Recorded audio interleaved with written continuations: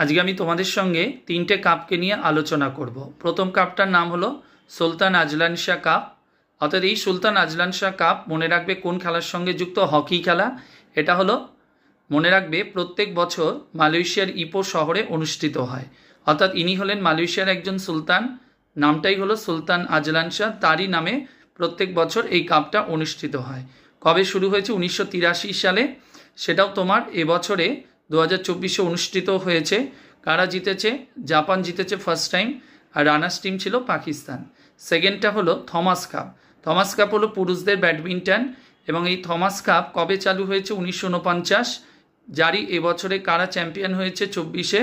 মনে রাখবে এটা জিতেছে China, runners team Indonesia. And 3 নম্বর হলো উবের কাপ। এটা হলো মেয়েদের ব্যাডমিন্টন।